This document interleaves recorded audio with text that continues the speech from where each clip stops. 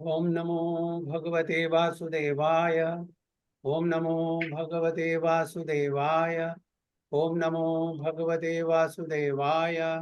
ओम अज्ञानतिमिरान्धस्य ज्ञानाञ्जनशलाकया चक्षुरुन्मिलितं येन तस्मै श्रीगुरुवे नमः। श्रीचैतन्यमनोभीष्टं स्थापितं येन भूतले स्वयं रूपा कदा मह्यं ददाति सुपदान्तिकं वन्देऽहं श्रीगुरुं श्रीयुतपदकमलं श्रीगुरुं वैष्णवांश्च श्रीरूपं साग्रजातं सगणरघुनाथान्वितं तं सजीवं साद्वैतं सावधूतं परिजनसहितं कृष्णचैतन्यदेवं श्रीराधाकृष्णपादान् च गणललिता श्रीविशाखान्वितंश्च हे कृष्णा करुणा सिन्धो दीनबन्धो जगत्पते गोपेश गोपिका कांद राधा कांद नमोस्तुते। तप्त कांचन गौरांगी राधे वृंदावनेश्वरी वृषभानुसुते देवी प्रणमामि हरिप्रिये। वाञ्छाकल्पतरुभ्यश्च कृपा सिन्धुभ्येव च पतितानां पावनेभ्यो वैष्णवेभ्यो नमो नमः। नमः ओं विष्णुपादाय कृष्णपृष्ठाय भूतले श्रीमते भक्तिवेदांत स्वामिनिधि नामिने नमस्ते सारस्वती देवे गौरवाणी प्रचारिणे निर्विशेष शून्यवादी पाश्चात्य देशतारिणे। जय श्री कृष्ण चैतन्य प्रभु नित्यानंद श्री अद्वैत गदाधर शिवासादि गौर भक्त वृंद। हरे कृष्णा कृष्ण कृष्ण हरे हरे हरे राम राम राम हरे हरे। नारायणं नमस्कृत्यं नरं चैव नरोत्तमं देवीं सरस्वतीं व्यासं ततो जयमुदीरयेत्। नष्टप्रायेषु भद्रेषु नित्यं भागवत सेवया भगवती उत्तम श्लोके भक्तिर्भवति नैष्टिकी। मूकं करोति वाचालं पङ्गुं लङ्घयते गिरिं यत्कृपातमहं वन्दे श्रीगुरुं दीनतारिणं परमानन्दमाधवं श्रीचैतन्यमीश्वरं योऽन्तः प्रविश्य मम वाचमिमां प्रसूप्तां सञ्जीवयति अखिलशक्तिधरस्वधाम्नां अन्यां च हस्तचरणश्रवणत्वगादीन् प्राणां नमो भगवते पुरुषाय तुभ्यं।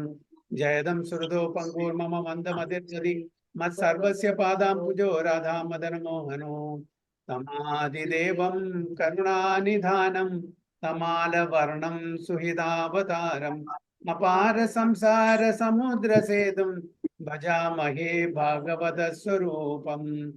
परमानंद पाठाय प्रेमवर्षीयक्षराय दे सर्वदा सर्वसेव्याय श्रीकृष्णाय नमोस्तुमे।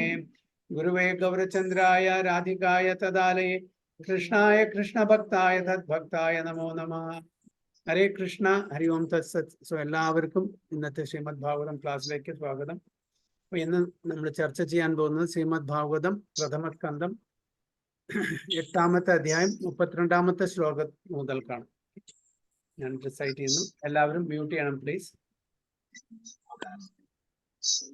കേചിദാഹൂരജം ജാതം പുണ്യശ്ലോകസ്യ കീർത്തയേ യദോ പ്രിയസ്യാൻവവായേ മലയസ്യേവ ചന്ദനം.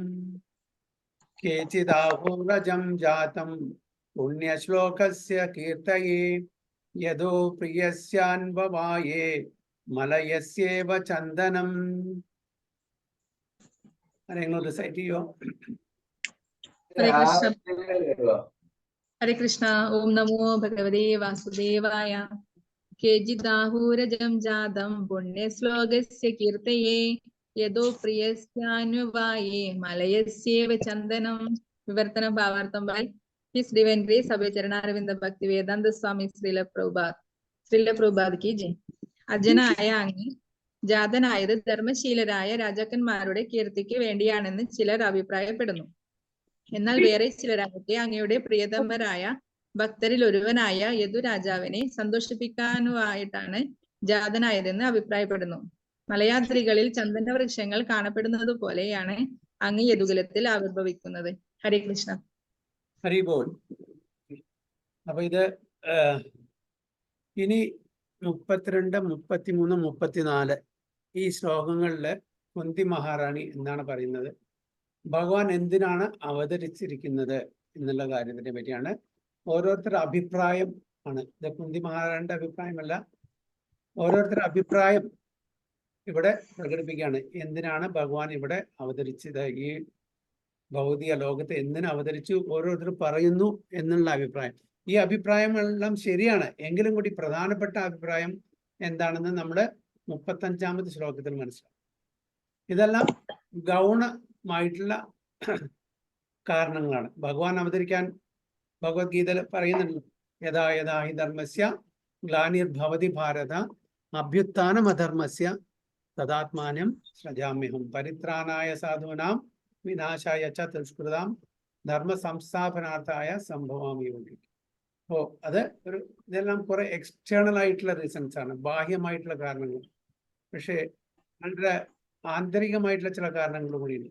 ചൈതന്യ മഹാപ്രഭുവും തന്നെ അവതരിച്ച ബാഹ്യമായിട്ടുള്ള ചില കാരണങ്ങളുണ്ടായിരുന്നു, അതേപോലെ ആന്തരികമായിട്ടുള്ള കാരണങ്ങളുണ്ട്. ഇതെല്ലാം എക്സ്റ്റേണൽ റീസൺസ് ആണ്. ഇവിടെ പറയുന്നതും എക്സ്റ്റേണൽ റീസൺസ് ആണ് കുന്തി ദേവി പറയുന്നത്. പക്ഷെ പ്രധാനപ്പെട്ട, അതായത് എക്സ്റ്റേണൽ റീസൺ അല്ലെങ്കിൽ സെക്കൻഡറി റീസൺ എന്ന് പറയുന്നത് ഗൗണ കാരണങ്ങൾ. പ്രധാനപ്പെട്ട കാരണങ്ങൾ എന്ന് പറയുന്നത് അത് മുഖ്യ കാരണങ്ങൾ. അപ്പൊ ഈ 32, 33, 34 ശ്ലോകങ്ങളിലെ ഓരോരുത്തരുടെ അഭിപ്രായം എന്തുകൊണ്ടാണ് ഭഗവാൻ ഇവിടെ അവതരിക്കുന്നത് എന്നതിനെ പറ്റിയാണ്. നമ്മളിപ്പോ ചിലപ്പോ സൂപ്പർ മാർക്കറ്റിൽ പോകണം. സൂപ്പർ മാർക്കറ്റിൽ പോകുമ്പോൾ നമ്മൾ ഗ്രോസറി മേടിക്കാനൊക്കെ പോകും. ആ ഗ്രോസറിക്ക് മേടിച്ച് വരുന്ന സമയത്ത് ഒരു ജ്യൂസ് കടയിൽ കയറിയിട്ട് ജ്യൂസ് കുടിക്കുകയാണ് അല്ലേ. അപ്പോൾ നമ്മുടെ വല്ല ഫ്രണ്ട്സും കാണുമ്പോൾ നിങ്ങൾ ജ്യൂസ് കുടിക്കാനാണോ വന്നത്? അപ്പൊ എന്താണ് പറയാ, നമ്മൾ വന്നത് ഗ്രോസറി മേടിക്കാനാണ്, പക്ഷെ അതിൻ്റെ ഇടയിൽ ജ്യൂസും കൂടി കുടിച്ചു. അതേപോലെ ഭഗവാൻ വരുന്ന പ്രധാനപ്പെട്ട കാരണങ്ങള് എന്തെങ്കിലും ആയിരിക്കും, പക്ഷെ അതിൻ്റെ കൂടെ ഈ കാര്യങ്ങളെല്ലാം സാധിച്ചെടുക്കുന്നു അല്ലേ. നമ്മൾ നേരത്തെ പറഞ്ഞ പോലെ നമ്മള് കൃഷി ചെയ്യുന്ന നെൽകൃഷി ചെയ്യുന്നത് എന്തിനാണ്? അരിക്ക് വേണ്ടിയിട്ടാണ് അല്ലേ. നെല്ല് കിട്ടാൻ വേണ്ടിയിട്ട്, അരി കിട്ടാൻ വേണ്ടിയിട്ട്. അല്ലാണ്ട് വൈക്കോല് കിട്ടാൻ വേണ്ടിയിട്ടാണോ നമ്മൾ നെൽകൃഷി ചെയ്യുന്നത്? അല്ല. അപ്പൊ നെൽകൃഷി ചെയ്യുന്ന സമയത്ത് പ്രധാനപ്പെട്ട നമ്മുടെ ഉദ്ദേശം അരി കിട്ടുക, നെല്ല് കിട്ടാൻ. പക്ഷെ അതിൻ്റെ കൂടെ നമുക്ക് വൈക്കോലും കൂടി കിട്ടുന്നു. അതേപോലെ ഭഗവാൻ ഇവിടെ പ്രധാനപ്പെട്ട കാര്യത്തിന് എന്താണ് വന്നത്, അതിന് കൂടെ ഒരുപാട് വേറെ കാര്യങ്ങളും സൈഡ് ബൈ സൈഡായിട്ട് ചെയ്യുന്നു. എത്രയേ ഉള്ളൂ. അപ്പോൾ ഗൗണ കാരണങ്ങൾ, മുഖ്യ കാരണങ്ങൾ. ഗൗണം എന്ന് പറഞ്ഞാൽ സെക്കൻഡറി. ഇപ്പൊ നമ്മുടെ ക്രിയേഷൻ, സൃഷ്ടിയിലും നമ്മൾക്ക് എന്താണ് പ്രൈമറി ക്രിയേഷൻ, സെക്കൻഡറി ക്രിയേഷൻ അല്ലേ. പ്രൈമറി ക്രിയേഷൻ ആര് ചെയ്യുന്നു? മഹാവിഷ്ണു ചെയ്യുന്നു. സെക്കൻഡറി ക്രിയേഷൻ ആര് ചെയ്യുന്നു? ബ്രഹ്മാവ് ചെയ്യുന്നു. അതേപോലെ ഗൗണനാമം, അതായത് സെക്കൻഡറി നെയിംസ്. ഭഗവാന് സെക്കൻഡറി നെയിംസ് ഉണ്ട്. സർവവ്യാപി, ആത്മാറാം, പരമാത്മാ. പിന്നെ മുഖ്യനാം ഗോപിജന വല്ലഭ, കേശവ, മുകുന്ദ, ഗോപിനാഥ്, അങ്ങനെ ഒരുപാട്. അതേപോലെ ഇവിടെ പ്രധാനപ്പെട്ട കാരണം എന്താണ് എന്നുള്ളത് 35-ാമത്തെ ശ്ലോകത്തില് ഇവിടെ കുന്തി ദേവി പറയുന്നുണ്ട്. അപ്പൊ ഈ 32, 33, 34 എന്നുള്ളത് 6 കാരണങ്ങളാണ് പറയുന്നത്. ഭഗവാൻ ഇവിടെ അവതരിക്കുന്നതിന്റെ ഗൗണമായിട്ടുള്ള കാരണങ്ങൾ 6 കാരണങ്ങളാണ് പറയുന്നത്. നമുക്ക് ശ്ലോകത്തിൽ നമുക്കത് മനസ്സിലാക്കാം. എന്താണ്? കേചിത് ആഹുർ അജം ജാതം. കേചിത് പറഞ്ഞാൽ സമ്മൺ. ചില ആൾക്കാര്, ആഹുർ പറഞ്ഞ സേസ് പറയുന്നു, ചില ആൾക്കാർ പറയുന്നു. അജം, അജം എന്ന് പറഞ്ഞാൽ എന്താ? അജന്മ, ജനിക്കാത്തവൻ അല്ലെ. ഭഗവാൻ ഭഗവത്ഗീതയില്, അർജുനൻ ഭഗവത്ഗീതയിൽ പറയുന്നുണ്ട്, പരം ബ്രഹ്മ പരം ധാമ പവിത്രം പരമം ഭവാൻ പുരുഷം ശാശ്വതം ദിവ്യം ആദിദേവം അജം. അജൻ പറഞ്ഞാൽ ജന്മമെടുക്കാത്തവൻ. ആ ജന്മമെടുക്കാത്ത ആളും ജനിക്കുന്നു. അപ്പൊ ജന്മമെടുക്കാത്ത ആൾക്കാർ എങ്ങനെ ജനിക്കുന്നത്? അപ്പൊ അതിന്റെ കാരണം ഇവിടെ പറയുന്നുണ്ട്. എന്താണ് പറയുന്നത് വെച്ചാൽ, നമ്മളെല്ലാം ജന്മമെടുക്കുന്നത് നമ്മളുടെ കർമ്മത്തിന്റെയും ആഗ്രഹത്തിന്റെയും അടിസ്ഥാനത്താണ്. പക്ഷെ ഭഗവാൻ ജന്മമെടുക്കുന്നത് അങ്ങനെയാണോ? കർമാനുസൃതമായിട്ടല്ല ഭഗവാൻ ഇവിടെ ജനിക്കുന്നത്. ഭഗവാൻ ജനിക്കുന്നത് സ്വ ഇച്ഛയാൽ. ഭഗവാൻ ഏത് രൂപത്തിലും ഏത് ഭാവത്തിലും ഏത് യോനിയിലും ജന്മമെടുക്കും. അത് ഭഗവാന്റെ ഇഷ്ടമാണ്. ഭഗവാൻ ഈ പ്രകൃതിയിലെ നിയമങ്ങൾക്ക് അധീനത്തിൽ വരുന്നില്ല. നമ്മൾ പ്രകൃതി നിയമത്തിന് അധീനമായി വരുന്നു. നമ്മൾ കർമ്മഫലം നമ്മൾ അനുഭവിക്കേണ്ടി വരുന്നു. അതുകൊണ്ട് നമ്മുടെ കർമ്മത്തിന്റെ അനുസൃതമായിട്ട് നമ്മളിവിടെ ജനിക്കുന്നു.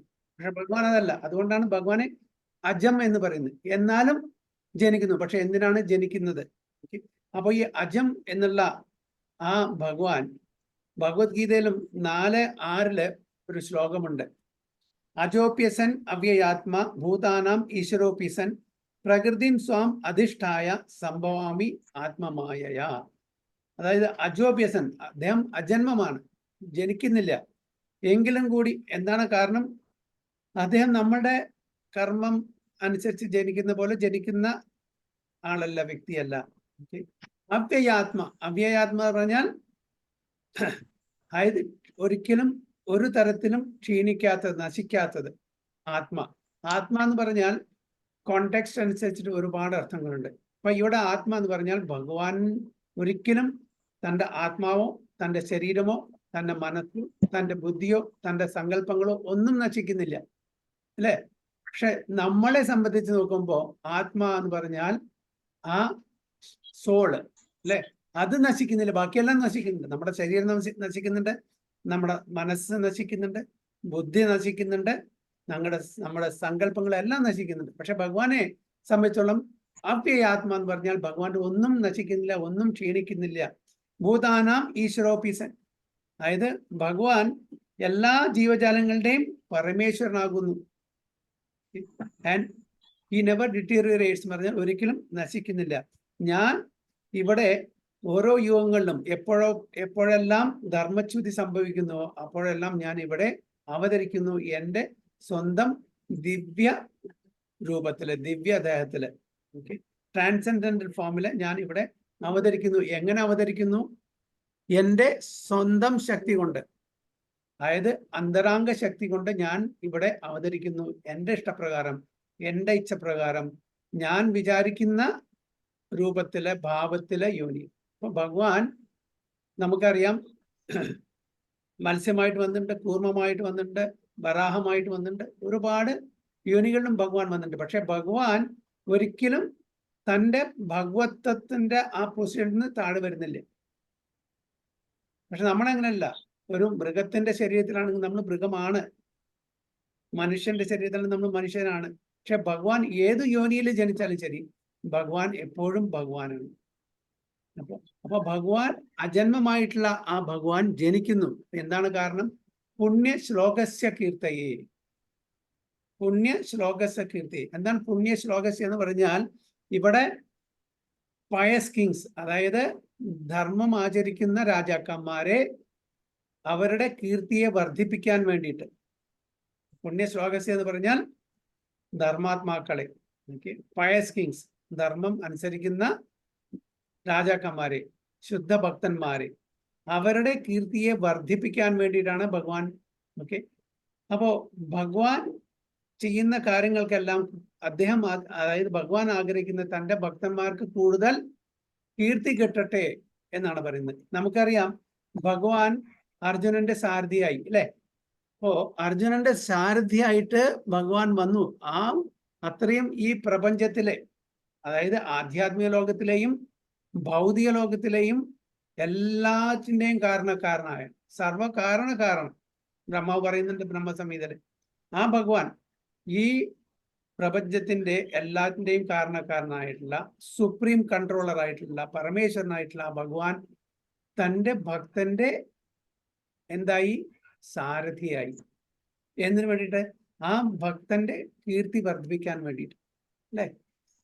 പിന്നെ നമുക്കൊരു ചൈതന്യ ചരിതാമൃതത്തില് മാധവേന്ദ്രപുരി പറഞ്ഞിട്ടുള്ള ഒരു ഭക്തൻ ഉണ്ടായിരുന്നു. എല്ലാവർക്കും അറിയോ മാധവേന്ദ്രപുരി ആരാണ് എന്ന്? ആരാണ് മാധവേന്ദ്രപുരി? ചൈതന്യ മഹാപ്രഭുവിന്റെ ഗുരു. ചൈതന്യ മഹാപ്രഭുവിന്റെ പരം ഗുരു, അല്ലെ? ചൈതന്യ മഹാപ്രഭുവിന്റെ പരം ഗുരുവാണ് മാധവേന്ദ്രപുരി. ആ മാധവേന്ദ്രപുരിയുടെ ഡേറ്റിയാണ്, അർച്ചവിഗ്രഹമാണ് ഗോപാൽജി. ആ ഗോപാൽജി മാധവേന്ദ്രപുരിയുടെ സ്വപ്നത്തിൽ വന്ന് പറഞ്ഞു, എനിക്ക് ഭയങ്കര ചൂടെടുക്കുന്നു, എനിക്ക് ചന്ദൻ വേണം, ചന്ദൻ എൻ്റെ ദേഹത്ത് അപ്ലൈ ചെയ്യണം, അതുകൊണ്ട് ചന്ദൻ മേടിച്ചു കൊണ്ടുവരാൻ വേണ്ടി പറഞ്ഞു, ഭയങ്കര ചൂടാണ്. അപ്പോൾ അങ്ങനെ മാധവേന്ദ്രപുരി എവിടെ പോയി? പുരിയിൽ ചന്ദനം കൊണ്ടുവരാൻ വേണ്ടിയിട്ട്. അപ്പോൾ പോകുന്ന വഴിക്ക്, ഒറീസയിലാണത്, പോകുന്ന വഴിക്ക് രമുന പറഞ്ഞിട്ടുള്ള ഒരു സ്ഥലമുണ്ട്. ഓക്കെ, അവിടെ ഗോപിനാഥ് പറഞ്ഞിട്ടുള്ള ഡേറ്റ് ചെയ്യേണ്ട ഒരു ക്ഷേത്രമുണ്ട്. അപ്പോൾ ആ ക്ഷേത്രത്തിലെ പ്രസാദം വളരെ ഫേമസ് ആണ്. ഖീർ പായസം വളരെ ഫേമസ് ആണ്. അപ്പോൾ പൂജാരി പായസം കൊണ്ടുപോയിട്ട് ഭഗവാനെ അർപ്പിക്കാൻ വേണ്ടി കൊണ്ടുവന്ന സമയത്ത് മാധവേന്ദ്രപുരിക്ക് മനസ്സിലൊരു ആഗ്രഹം, എനിക്ക് ഇതൊന്ന് രുചിക്കാൻ കിട്ടിയിരുന്നെങ്കിൽ എൻ്റെ ഗോപാൽജിക്കും എനിക്ക് ഇതേപോലെ പ്രസാദം ഉണ്ടാക്കാമായിരുന്നു എന്നുള്ള ആഗ്രഹം, ഒരു തോന്നല് തോന്നി. അതായത് ആ സമയത്ത് പ്രസാദമായിട്ടില്ല, അത് ഭോഗം മാത്രമാണ്. ഭോഗം അർപ്പിക്കാൻ വേണ്ടിയിട്ട് പോവാണ്, ഭോഗം അർപ്പിക്കാൻ സമർപ്പണം ചെയ്യാൻ വേണ്ടി പോകുന്നുള്ളൂ. അപ്പൊ ഉടനെ തന്നെ എന്തായി, ഉടനെ തന്നെ മാധവേന്ദ്രപുരിക്ക് തോന്നി, ഞാൻ എത്ര പാപമാണ് ചെയ്യുന്നത്, ഭഗവാന് ഭോഗം അർപ്പിക്കുന്നതിന് മുമ്പേ എനിക്ക് ആസ്വദിക്കാനുള്ള ആഗ്രഹം വന്നല്ലോ എന്ന് പറഞ്ഞിട്ട് സ്വയം അപലപിക്കുകയാണ് ചെയ്യുന്നത്. എന്നിട്ട് ഉടനെ അവിടുന്ന് പോയി മാർക്കറ്റ് പ്ലേസിൽ പോയിട്ട് ഇരിക്കുകയാണ് ഭഗവാന്റെ നാമം ജപിച്ചിട്ട്. പക്ഷേ ഭഗവാൻ എല്ലാവരുടെയും ഹൃദയത്തിലുണ്ട് അല്ലേ? ഭഗവാൻ മനസ്സിലായി. ഭഗവാൻ എന്ത് ചെയ്തു, ഈ പായസം ഓഫർ ചെയ്ത് അതിലത്തെ ഒരു ബോള്, ഓക്കെ, ഒരു കട്ടോരി ഭഗവാൻ എടുത്തിട്ട് ആ കർട്ടന്റെ പിന്നില് ഒളിച്ചു വെച്ചു. പൂജാരി എൻ്റെ ഓഫറിംഗ് എല്ലാം കഴിഞ്ഞിട്ട് പ്രസാദം കൊണ്ടുപോയി. പൂജാരിക്ക് അന്ന് രാത്രി സ്വപ്നത്തിൽ ഭഗവാൻ വന്ന് പറഞ്ഞു, അതായത് ഗോപിനാഥ് വന്ന് പറഞ്ഞു, ഞാൻ ഇങ്ങനെ ഒരു ബോൾ പായസം ഞാൻ കർട്ടന്റെ പിന്നിൽ വെച്ചിട്ടുണ്ട്, ഇത് മാധവേന്ദ്രപുരി പറഞ്ഞിട്ടുള്ള എൻ്റെ ഒരു ഭക്തൻ അവിടെ മാർക്കറ്റിലുണ്ട്, അദ്ദേഹത്തിനെ അന്വേഷിച്ച് കണ്ടുപിടിച്ചിട്ട് അത് കൊടുക്കണം, ഞാൻ മോഷ്ടിച്ച് വെച്ചതാണ് എന്ന് പറഞ്ഞപ്പോൾ പൂജാരി പെട്ടെന്ന് കടഞ്ഞ് എഴുന്നേറ്റു. അപ്പോഴേക്കും രാവിലെ ആയിരുന്നു. അദ്ദേഹം ഉടനെ മാർക്കറ്റ് പോയിട്ട് അന്വേഷിച്ചു, ആരാണ് മാധവേന്ദ്രപുരി, ആരാണ് മാധവേന്ദ്രപുരി എന്ന് അന്വേഷിച്ച് കണ്ടുപിടിച്ചു. അദ്ദേഹത്തിനോട് പറഞ്ഞു, അതായത് ഗോപിനാഥ് അങ്ങയ്ക്ക് വേണ്ടിയിട്ട് പായസം മോഷ്ടിച്ചു വെച്ചിട്ടുണ്ട്, ഇത് വന്ന് മേടിച്ചാലും പറഞ്ഞു. അത് അദ്ദേഹത്തിന് ഭയങ്കര അത്ഭുതം തോന്നി. ആ പായസം അദ്ദേഹം മേടിച്ചു, രുചിച്ചു. അപ്പോഴേക്കും ഈ ന്യൂസ്, അതായത് ഭഗവാൻ ഗോപിനാഥ് മാധവേന്ദ്രപുരിക്ക് വേണ്ടിയിട്ട് ഇങ്ങനത്തെ ഒരു കാര്യം ചെയ്തു എന്ന് ആ മാർക്കറ്റിൽ അവിടെ എല്ലാ സ്ഥലത്തും പറഞ്ഞു. അപ്പോ തൻ്റെ കീർത്തി എനിക്ക് ആവശ്യമില്ല, അപ്പൊ ഉടനെ അവിടുന്ന് സ്ഥലം വിടാൻ വേണ്ടിയിട്ട് അദ്ദേഹം അവിടുന്ന്, അല്ലെങ്കിൽ ഓരോരുത്തരും വന്നിട്ട് അദ്ദേഹത്തിനെ പുകഴ്ത്താൻ തുടങ്ങും. അപ്പോ അത് അദ്ദേഹത്തിന് ഇഷ്ടമില്ല. അതായത് കീർത്തി, ഭഗവാൻ തൻ്റെ ഭക്തന്മാരെ കീർത്തി ചെയ്യുന്നു, ഭക്തന്മാര് ഭഗവാനെ കീർത്തി ചെയ്യുന്നു, അങ്ങനെ ഒരു കോമ്പറ്റീഷനാണ്. ഉടനെ അവിടുന്ന് പോയി, എവിടേക്ക്, പുരിയിലേക്ക് പോയി. അദ്ദേഹം, അതായത് അന്ന് എന്താണ്, നടന്നിട്ട് പോകണം, അന്ന് വാഹനങ്ങളൊന്നുമില്ല. പുരിയിലേക്ക് എത്തിയപ്പോഴേക്കും അവിടെയും കൂടി ഈ മെസ്സേജ് കിട്ടിയിരുന്നു. അന്ന് ഫോണില്ല, വാട്സാപ്പ് ഇല്ല, വേറെ യാതൊരു കമ്മ്യൂണിക്കേഷനും ഇല്ല, ഒരു സോഷ്യൽ മീഡിയ ഇല്ല. അപ്പോഴേക്കും അവിടുത്തെ ആൾക്കാർക്കും ഈ മെസ്സേജ് കിട്ടിയിരിക്കുന്നു. അങ്ങനെ ഭഗവാൻ മാധവേന്ദ്രപുരിക്ക് വേണ്ടിയിട്ട് പ്രസാദം, അതായത് ഖീറ് മോഷ്ടിച്ചു കൊടുത്തു എന്നുള്ളത്. അപ്പൊ അത്രയും പെട്ടെന്ന് ഈ വാർത്ത എല്ലാ ദിക്കിലും വന്നു.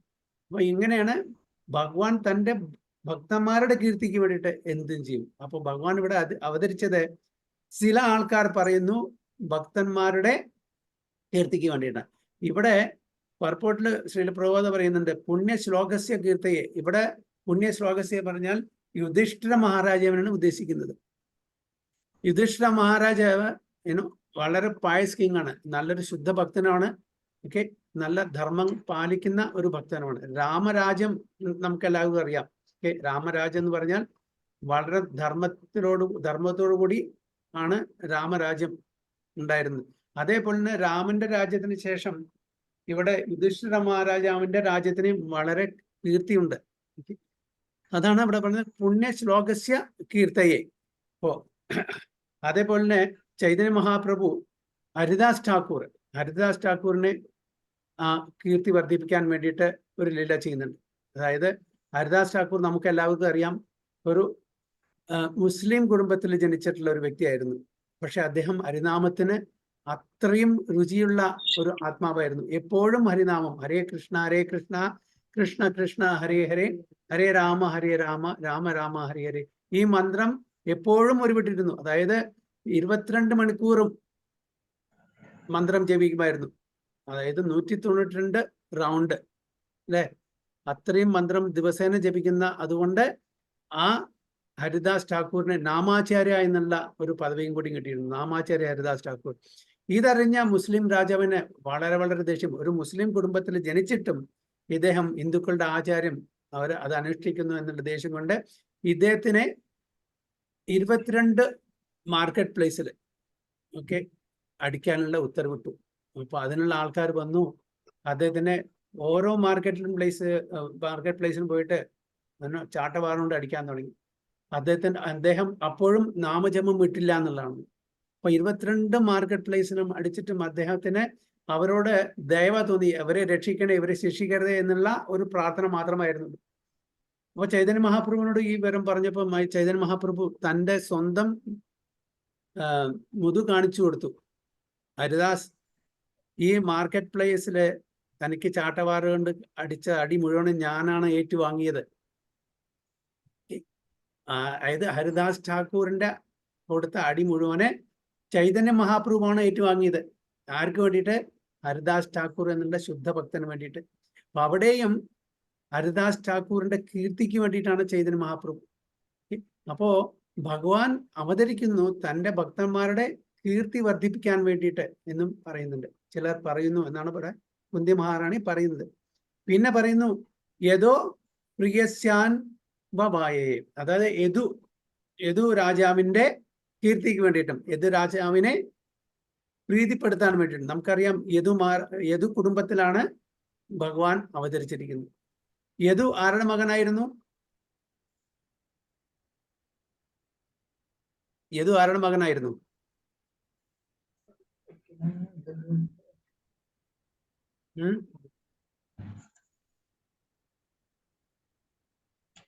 അറിയില്ല. യയാതി എന്നുള്ള രാജാവ്, അദ്ദേഹം യയാതിക്ക് 5 മക്കളുണ്ടായിരുന്നു. ഓക്കെ, അപ്പോൾ യയാതിക്ക് ഒരു ശാപം കിട്ടി ശുക്രാചാര്യൻ്റെ. ആ ശാപം അതായത് തൻ്റെ യവനാവസ്ഥ നശിച്ച് വൃദ്ധാവസ്ഥയിലേക്ക് പോകും. പക്ഷെ അദ്ദേഹത്തിന് അത് ഭയങ്കര ഒരു വിഷമം തോന്നി. അപ്പോൾ തൻ്റെ മക്കളോട് ഇത് എക്സ്ചേഞ്ച് ചെയ്യാൻ പറഞ്ഞു, തൻ്റെ വൃദ്ധാവസ്ഥ എക്സ്ചേഞ്ച് ചെയ്യാൻ പറഞ്ഞു അവരുടെ യവനാവസ്ഥയിലേക്ക്. അപ്പൊ ആരും സമ്മതിച്ചില്ല. ആദ്യം യദുവാണ് മൂത്ത മകൻ. യദുവിനോട് ചോദിച്ചു. യദു പറഞ്ഞു എനിക്ക് അറിയില്ല. കാരണം വെച്ചാൽ യദു മഹാരാജനും അറിയാമായിരുന്നു തൻ്റെ കുടുംബത്തിലാണ് ശ്രീകൃഷ്ണ ഭഗവാൻ അവതരിക്കാൻ പോകുന്നത്. അതുകൊണ്ട് ഞാൻ എൻ്റെ ഈ യവനാവസ്ഥ അച്ഛന് കൊടുത്താൽ എൻ്റെ കുടുംബത്തിൽ എനിക്ക് എങ്ങനെ സന്താനങ്ങൾ ഉണ്ടാവുക? അതുകൊണ്ട് ഞാൻ കൊടുക്കില്ല എന്ന് പറഞ്ഞിട്ട് വിസമ്മതിച്ചു. ഓക്കെ, അതുകൊണ്ടാണ് യദുവിന് ഒരു ശാപം കൊടുത്തു. യയാതി മഹാരാജ് തൻ്റെ കുടുംബങ്ങളിലെ രാജാക്കന്മാരും ഇല്ലാതെ പോട്ടെ. പിന്നെ ആരാണ് സമ്മതിച്ചത്? പുരു. ആ പുരു വംശത്തിലാണ് കൗരവരെല്ലാം വന്നിരിക്കുന്നത്. അപ്പോ യദുവിന്റെ പ്രീതിക്ക് വേണ്ടിയിട്ടും യദുവിന്റെ കീർത്തിയെ വർദ്ധിപ്പിക്കാൻ വേണ്ടിയിട്ടുമാണ് ഭഗവാൻ ഇവിടെ അവതരിപ്പിച്ച് എന്നൊരു വാദം കൂടി എന്ന് ചില ആൾക്കാർ പറയുന്നു എന്നാണ് പറയുന്നത്. അപ്പൊ ഇവിടെ എന്താണ് പറയുന്നത്? യദുവംശത്തിലെ ആ ഭഗവാൻ എങ്ങനെ ജനിച്ചുവോ, അപ്പൊ അതിന്റെ ഒരു ഉദാഹരണം, ഒരു കമ്പാരിസൺ കൊടുക്കുന്നത് എങ്ങനെ മലയപർവ്വതത്തിലെ സാൻഡൽവുഡ്, അതായത് ചന്ദന മരങ്ങള് വളരുന്നു അതേപോലെ. പക്ഷേ ആ ചന്ദന മരങ്ങളുടെ കീർത്തി മലയപർവ്വതം കാരണമാണോ അതോ മലയപർവ്വതത്തിന്റെ കീർത്തി ചന്ദന മരങ്ങളുടെ കാരണമാണോ? എന്താണ് ഇവിടെ, എന്താണ് നമ്മൾ മനസ്സിലാക്കേണ്ടത്?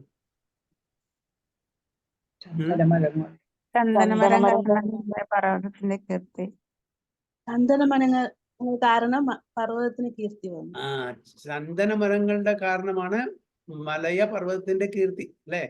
അല്ലാണ്ട് മലയപർവ്വതം കാരണം ചന്ദന മരത്തിന്റെ കീർത്തി അല്ല. അതേപോലെ യദു ഡൈനാസ്റ്റിയുടെ കീർത്തി കൊണ്ടല്ല കൃഷ്ണൻ ഇവിടെ അവതരിച്ചത്. കൃഷ്ണൻ ജനിച്ചത് കൊണ്ട് യദു ഡൈനാസ്റ്റിയുടെ യദു കുലത്തിന്റെ കീർത്തി വർദ്ധിച്ചു എന്നാണ് മനസ്സിലാക്കേണ്ടത്. അപ്പൊ അതുകൊണ്ടാണ് ഇവിടെ പറയുന്നത് some say that the unborn is born for the glorification of pious kings and others say that he is born to please King Yadu. Okay, Yadu മഹാരാജാവിനെ പ്രീതിപ്പെടുത്താൻ വേണ്ടിയിട്ട് one of your dearest devotees, Yadu Maharaja ഒരു ഭക്തനാണ്. You appear in his family as sandalwood appears in the Malaya hills. എങ്ങനെ ചന്ദനമരം മലയ പർവ്വതത്തിൽ വരുമ്പോൾ മലയ പർവ്വതത്തിന്റെ കീർത്തി വർദ്ധിക്കുന്നു, അതേപോലെ അങ്ങ് യദു ഡൈനാസ്റ്റിയിലെ യദു കുലത്തിൽ ജനിക്കുമ്പോൾ യദു ഡൈനാസ്റ്റിയുടെയും യദു രാജാവിന്റെയും കീർത്തി വർദ്ധിക്കുന്നു. അതിനു വേണ്ടിയിട്ടാണ് അങ്ങ് ഇവിടെ ഈ ഡൈനാസ്റ്റിയിലെ പ്രത്യക്ഷപ്പെട്ടത് അല്ലെങ്കിൽ അവതരിച്ചത് എന്നാണ്. എന്താണ് ഭാവാർത്ഥത്തിൽ പ്രഭുപാദ് പറയുന്നത് നോക്കാം. Because the Lord's appearance in this material world is bewildering. There are different opinions about the birth of the unborn. നമുക്കറിയാം ഇതിലത്തെ നേരത്തെ ഇതിന്റെ മുമ്പിലുള്ള ശ്ലോകത്തില് കുന്തിദേവി പറയുന്നുണ്ട്. അതായത് കൃഷ്ണ അങ്ങയുടെ ഈ ഇവിടെ അവതാരങ്ങൾ, ഈ ഭൂലോകത്തിലുള്ള അല്ലെങ്കിൽ ഭൗതിക ലോകത്തിലുള്ള അവതാരങ്ങളെ എല്ലാവരെയും ഭ്രമിപ്പിക്കുന്നു, ബിവിൾഡറേറ്റ് ചെയ്യുന്നു. അങ്ങനെ സൂപ്പർ ഹ്യൂമൻ ആക്ടിവിറ്റീസ് ചെയ്യുന്നു ചില സമയത്ത് വളരെ സാധാരണ, അതായത് എസ്പെഷ്യലി ഇതിന്റെ മുമ്പത്തെ ശ്ലോകത്തിലെ യശോദമ്മയും ആ ശ്രീകൃഷ്ണൻ തമ്മിലുള്ള ആ ദാമോദര ലീല അതൊക്കെ ഒരുപാട് ഭ്രമം വരുത്തുന്ന കാരണം കാരണം എങ്ങനെയാണ് ഈ ഭഗവാൻ ഇങ്ങനെ ഈ ലീലകളെല്ലാം നടത്തുന്നത്? ഭഗവാൻ ഈ ലീലകളെല്ലാം ചെയ്യാൻ പറ്റുമോ എന്നാണ് കുന്തി മഹാറാണിക്ക് ഉള്ള സംശയം. ബാക്കി എല്ലാവർക്കും ഉള്ള സംശയം. വൃന്ദാവനത്തിലുള്ള ലീലകളും വൃന്ദാവന പുറമേയുള്ള ലീലകളും തമ്മിലുള്ള എന്താണ് പ്രധാനപ്പെട്ട വ്യത്യാസം? ഫോർ എക്സാമ്പിൾ, ദ്വാരക ലീല, വൃന്ദാവൻ ലീല. എന്താണ് പ്രധാന വ്യത്യാസം ഈ രണ്ട് ലീലകളും തമ്മിൽ? വൃന്ദാവനത്തിലെ ലീലയും ദ്വാരക ലീലയും തമ്മിലുള്ള വ്യത്യാസം എന്താണ്? ദ്വാരക ലീല ഐശ്വര്യം കലർന്നത്. മാധുര്യം. ഐശ്വര്യം, അതായത് ദ്വാരക ലീലയെല്ലാം ഐശ്വര്യം ഭാവത്തിലാണ്, വൃന്ദാവൻ ലീലകളെല്ലാം മാധുര്യം. അത് മാത്രമാണോ? ഓക്കെ, അത് ശരിയാണ്. പക്ഷെ പ്രധാനപ്പെട്ട വ്യത്യാസം എന്താണ്? മാതാജിമാര് പറഞ്ഞെല്ലാം ശരിയാണ്, പക്ഷെ പ്രധാനപ്പെട്ട ഒരു ഡിഫറൻസ് എന്താണ്? വൃന്ദാവന ലീലയില് കൃഷ്ണൻ കുട്ടിയായിരുന്നു. ഭഗവാന്റെ കുട്ടിക്കാലം ചെലവഴിച്ച വൃന്ദാവനത്തിലല്ലേ? ഓക്കെ, ഭഗവാന്റെ ബാല്യലീലകൾ നടന്നത് വൃന്ദാവനത്തിലാണ്, പക്ഷെ ബാല്യലീലകൾ അവിടെ ദ്വാരകയിൽ നടന്നില്ല. അതും ശരിയാണ്, പക്ഷെ അതല്ല പ്രധാനപ്പെട്ട കാരണം. അവിടെ വൃന്ദാവനത്തിലെ നാദിമാരൽ എന്നുള്ള ഒരു ഭാവത്തിലാണ്, ദ്വാരകയിലെ രാജാവ് എന്നുള്ളൊരു. അതെ, ദ്വാരകയില് രാജാവാണ്, ഇവിടെ ഒരു ഗോപപാലന്മാരായിട്ടാണ്. ഓക്കെ, ഇതെല്ലാം ശരി, ഈ ഡിഫറൻസ് എല്ലാം ശരി. പക്ഷെ പ്രധാനപ്പെട്ട വ്യത്യാസം എന്ന് പറഞ്ഞാൽ വൃന്ദാവനത്തിൽ ചെയ്യുന്ന എല്ലാ ലീലകളും, ഓക്കെ, പ്രധാനപ്പെട്ട ആ ബാല്യലീലകള് ഭഗവാൻ സ്വയം തന്റെ ഭഗവത്വത്തെ മറക്കുന്നു. ഭഗവാൻ അറിയില്ല ഭഗവാനാണെന്നുള്ളത്. പുറത്തുള്ള എല്ലാ ലീലകളും, ഇപ്പൊ ഭഗവാൻ കൂർമ്മ അവതാരം എടുത്തു, ഓക്കെ, വാമനാവതാരം എടുത്തു, മത്സ്യാവതാരം എടുത്തു, ഇതിലെല്ലാം ഭഗവാൻ അറിയാം നന്നായിട്ട് ഞാൻ ഭഗവാനാണെന്ന്. പക്ഷെ ഭഗവാന്റെ ഈ ബാല്യലീല, എസ്പെഷ്യലി ഈ ദാമോദര ലീല, പിന്നെ മറ്റുള്ള ഗോപപാലന്മാരുടെ അല്ലെങ്കിൽ രാസ ഡാൻസിൽ ഈ ലീലകളെല്ലാം നടക്കുന്ന ആ സമയത്തുള്ള ഭഗവാന്റെ അത് നടനമല്ല, അത് അഭിനയമല്ല, ഭഗവാനാണെന്നുള്ളത് അറിയില്ല. അപ്പോ അതെങ്ങനെയാണ് സംഭവിക്കുന്നത്? ഭഗവാനായിട്ട് അറിയില്ലെങ്കിൽ പിന്നെ ഭഗവാനാവുക? മറ്റുള്ള എല്ലാ ലീലകളും ഭഗവാൻ അറിയാം ഞാൻ ഭഗവാനാണെന്ന്. പക്ഷെ ഇവിടെ ഈ ദാമോദര ലീല യശോദമായിട്ട് നടന്നു അല്ലെ? പക്ഷെ ആ സമയത്ത് ഭഗവാൻ, അതായത് ഭഗവാന്റെ ഉദരത്തിൽ കയറ് കെട്ടി, ആ കയറ് ഒരെല്ലാം കെട്ടി, കൈ കെട്ടിയിട്ടില്ല. ഭഗവാൻ വേണമെങ്കിൽ കെട്ടഴിക്കാമായിരുന്നു, കയ്യെ ഫ്രീ ആണ് അല്ലേ, കെട്ടഴിച്ചില്ല. ഭഗവാൻ പേടിച്ച് നിൽക്കുകയാണ്, എന്ത് സംഭവിക്കാറില്ല. ആ പേടി ശരിക്കുള്ള ഒരു കുട്ടി അനുഭവിക്കുന്ന പേടിയാണ്. അവിടെ ഭഗവാനാണെന്ന് അറിഞ്ഞാൽ ആ പേടി അവിടെ വരില്ല. അപ്പൊ ഭഗവാൻ വൃന്ദാവനത്തിലെ ലീലകളില് തൻ്റെ സ്വന്തം ഭഗവത്വം മറക്കുകയാണ് ചെയ്യുന്നത്. ഇത് മറ്റുള്ള ലീലകളിൽ കാര്യമില്ല. ഇതാണ് പ്രധാനപ്പെട്ട വ്യത്യാസം. എന്തുകൊണ്ടാണ്? സ്വന്തം യോഗമായ കൊണ്ട് അത് ചെയ്യിക്കുന്നു. സ്വന്തം യോഗമായാണ് ഇത് കൺട്രോൾ ചെയ്യുന്നത്. എന്നാൽ ഓക്കെ, യോഗമായ പറയാണ് ഇനിയിപ്പോ കൃഷ്ണനതൊന്നും ഓർമ്മ വരുന്നില്ല, ഇനിയിപ്പോ ഞാൻ ആ സ്ഥാനം എടുക്കാം, ഈശ്വരന്റെ സ്ഥാനം എടുക്കാം. അങ്ങനെ ചെയ്യാൻ പറ്റുമോ? അങ്ങനെ ചെയ്യാൻ പറ്റില്ല. അതുകൊണ്ടാണ് വൃന്ദാവനത്തിലെ ലീലകൾ ഒഴിച്ചാൽ ബാക്കി എല്ലാ ലീലകളിലും ഭഗവാൻ അറിയാം ഭഗവാനാണ്. ഭഗവാൻ ഏത് ലീല എടുത്താലും. പക്ഷെ വൃന്ദാവനത്തെ ലീലയില് ഭഗവാൻ തന്റെ ഭഗവത്വം സ്വന്തം ഇച്ഛപ്രകാരം നഷ്ടപ്പെടുത്തി അവിടെ ഫുൾ 100% ആ വാത്സല്യ ഭാവത്തിലും മാധുര്യ ഭാവത്തിലുമാണ് ഈ ലീലകളെല്ലാം ചെയ്യുന്നത്. അവിടെ ഐശ്വര്യം വളരെ കുറവാണ്. ഐശ്വര്യമുണ്ട് എപ്പോഴാണ് കാണുന്നത്? ഗോവർദ്ധൻ ലീലയുടെ, ഓക്കെ, കാളിയദമൻ ലീലയുടെ, ബ്രഹ്മവിമോഹൻ ലീലയുടെ ഒക്കെ ഈ ലീലകളിൽ ഐശ്വര്യം പ്രകടിപ്പിക്കുന്നുണ്ട്. പക്ഷെ ആ ഐശ്വര്യം